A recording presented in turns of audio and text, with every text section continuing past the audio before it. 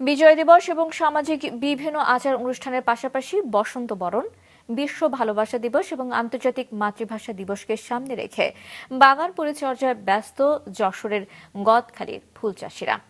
এরই মধ্যে ফুটতে শুরু করেছে ফুল এবং চলছে বাজারজাত। মৌসুমের শুরুতেই ফুলের আশানুরূপ দাম পেয়ে সন্তুষ্ট কৃষকরা। যশোর জেলা রিপোর্টার রাহুল রায়ের পাঠানো তথ্য এবং ছবিতে ডেস্ক রিপোর্ট।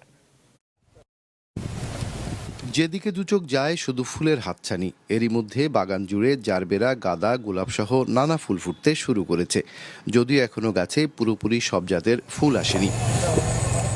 বিভিন্ন সময়ে অতিবৃষ্টিতে চাষে কিছুটা পিছিয়ে পড়লেও চলতি মাসে বিয়ে পার্বণ এবং বিজয় দিবসের চাহিদা মিটিয়ে ফেব্রুয়ারিতে সব জাতের ফুল বাজারে সরবরাহ করতে পারবেন আশা কৃষকদের।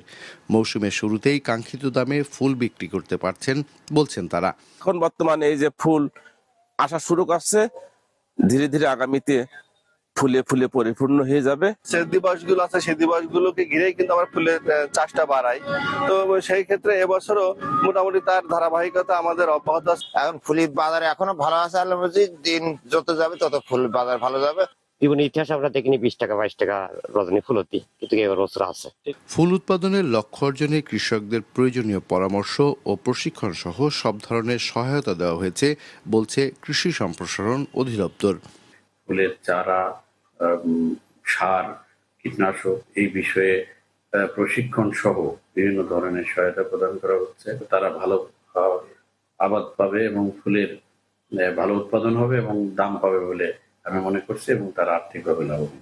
যশোরে এবার ফুল চাষের লক্ষ্য ধরা হয়েছে 637 হেক্টর জমিতে। আর এই চাষের সাথে সরাসরি যুক্ত 1000-এর বেশি কৃষক ও প্রায় 250,000 শ্রমিক।